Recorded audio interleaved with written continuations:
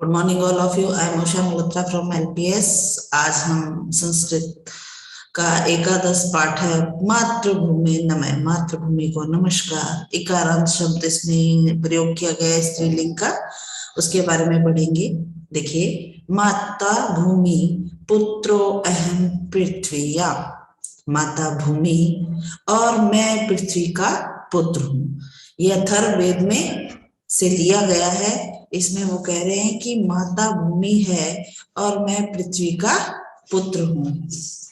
भारतम अस्माकम मातृभूमि। भारत हमारी मातृभूमि है। भारतम अस्माकम जननी। भारत हमारी हमें जन्म देने वाली है। वयम च एतस्या पुत्रा। और हम सब इसके पुत्र हैं। भारत हमारी जननी और हम सब इसके पुत्र हैं। ऐसा देश है, यह संसार, यह देश संसार से सर्वश्रेष्ठ देश अस्ति। यह देश संसार का सबसे श्रेष्ठ देश है। आदि कविना वाल्मीकिना सत्यम एव कथितम। आदि कवि जो प्रथम कवि थे, प्रथम कवि किसको कहा गया है? वाल्मीकि जी को, है ना। वाल्मीकि जी ने सत्य ही कहा है। जननी जन्म भूमि से स्वर्गादपि गर्यसी। कि जननी जन्म देने वाली और जन्म भूमि जहां पर हमारा जन्म हुआ है वो स्वर्ग से भी बढ़कर है। अगर हमें एक तरफ पूछा जाए कि आपको स्वर्ग चाहिए या माँ चाहिए, तो हमें स्वर्ग की बजाय क्या मांगना पसंद करेंगे? माँ को मांगना पसंद करेंगे।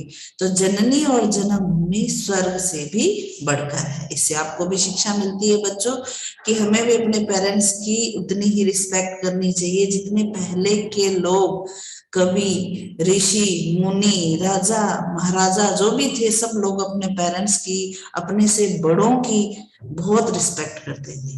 मानते हो आजकल आधुनिक युग है, आप इसमें उस तरह से ढल गए हैं, लेकिन अपने संस्कारों को नहीं भूलना चाहिए, क्योंकि ये संस्कार तो बेटा पीछे से ही चले आ रहे हैं कि हमें बड़ों का सम्मान करना चाहिए। आज हमसे भी कोई बड़ा है तो हम उनका सम्मान करते हैं, कोशिश करते हैं कि किसी को हर्ट नहीं करे, है ना।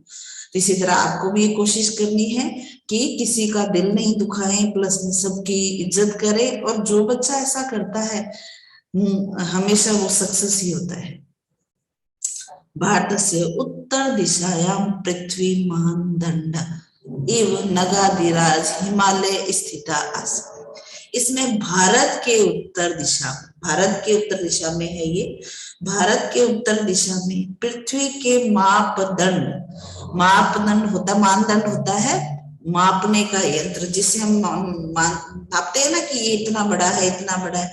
तो भारत के उत्तर दिशा में पृथ्वी के मानदंड के समान नगाधिराज हिमालय स्थित है। हिमेनाचेदिता एतस्य पर्वत श्रृंखला देशस्य मस्तके राज मुकुटम इव सुशोभिता सन्ति।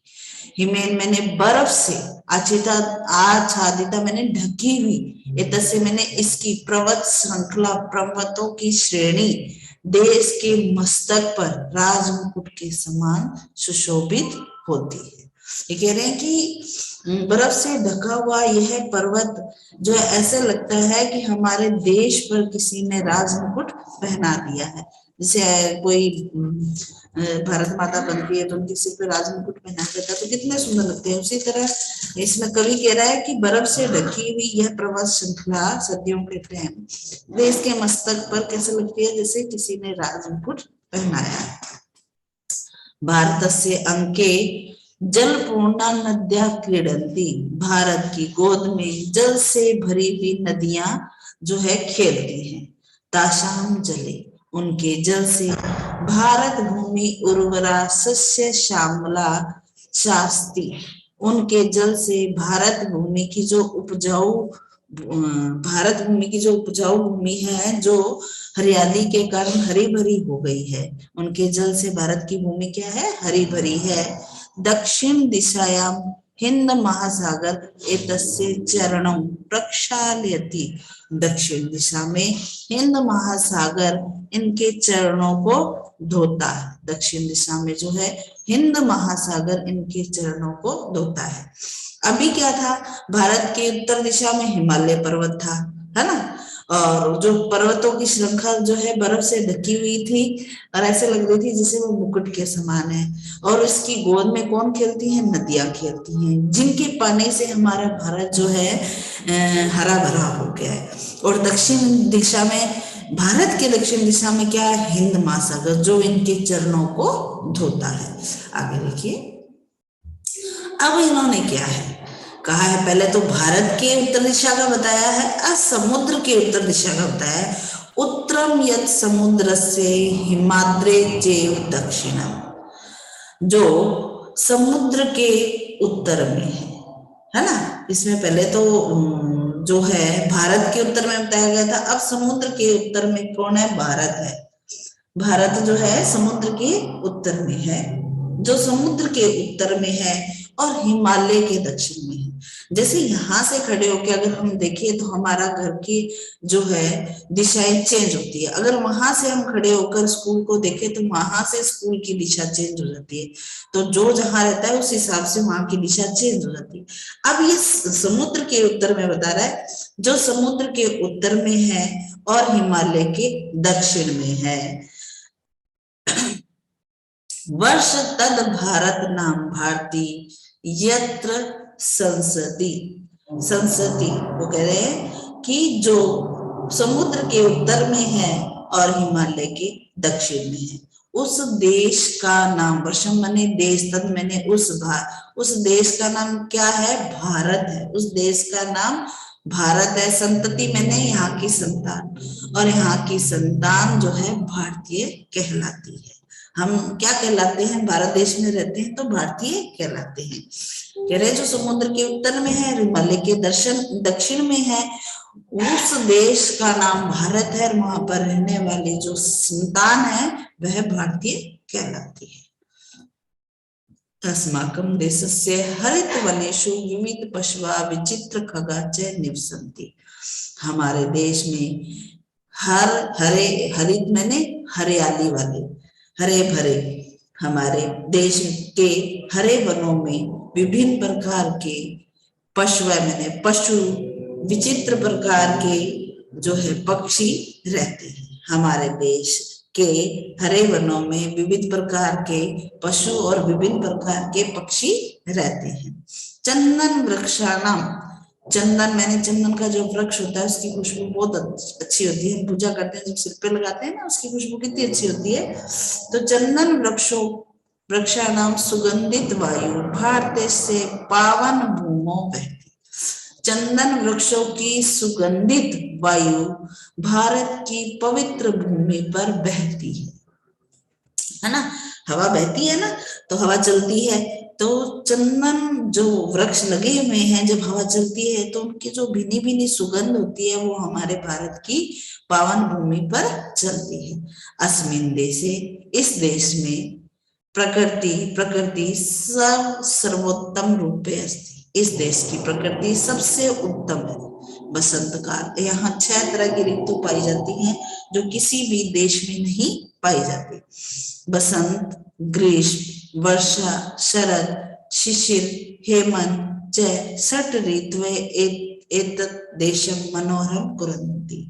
जो है बसंत गर्मी, वर्षा सर्दी, शरद शिशिर ठंड और हेमंत, 6 ऋतुएं जो है हमारे देश में पाई जाती हैं।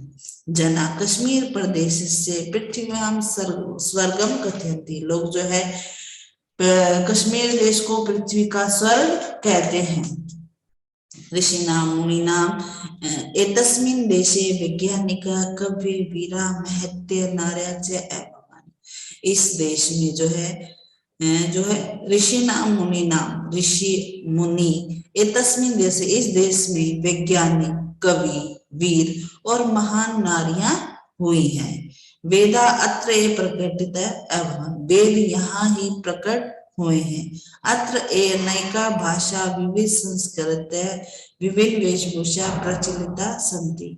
यहाँ अनेक भाषा, अनेक प्रकार की, विविध प्रकार की संस्कृति, देखिए कोई गुजराती है, कोई मराठी है, कोई बंगाली है, कोई मद्रासी है, इस तरह की हर प्रकार की संस्कृति और अनेक, जैसी इनकी संस्कृति वैसी इनकी वेशभूषा प्रचलित है। पूरा भारतम, प्राचीन भारत, व्यापार से व्यापार का, ज्ञान से ज्ञान का, विज्ञान से विज्ञान का च केंद्रमासीत्, और केंद्र था। प्राचीन भारत जो था व्यापार का, ज्ञान का, विज्ञान का केंद्र था। अद्यापि भारतस्य वैज्ञानिक, गणितज्ञ, चिकित्सक, कलाकार, आज भी जो है भारत में वैज्ञानिक, गणितज्ञ, गणित को पढ़ाने वाले महान गणितज्ञ, चिकित्सक, महान डॉक्टर, कलाकार जो है अपने अपने क्षेत्रों में श्रेष्ठ हैं। ते संपूर्ण विश्व जन्मभूमि में गौरव वर्धयन्ति, वे सब संपूर्ण विश्व में जन्मभूमि के गौरव को बढ़ाते हैं। मातृभूमि, मातृभूमि किसके लिए कहा है? भारत के लिए। मातृभूमि की समृद्धि, उन्नति और भलाई के रक्षा के लिए हम सब जो है कृत संकल्प प्रतिज्ञा ले है। हम इसमें कवि कहते हैं कि भारत की मातृभूमि की समृद्धि, उन्नति और हित के रक्षा के लिए हम सबने संकल्प लिया है। मातृभूमि नमः, मातृभूमि को नमस्कार, कि मातृभूमि की जो समृद्धि, उन्नति, रक्षा के लिए हम सबने संकल्प लिया है। मातृभूमि को नमस्कार। आगे देखिए शब्दार्थ इसके। मातृभूमि, मातृभूमि मदरलैंड। पुत्रो है, पुत्र प्लस अहम, मैं पुत्र हूँ। आदि कवि, प्रथम कवि।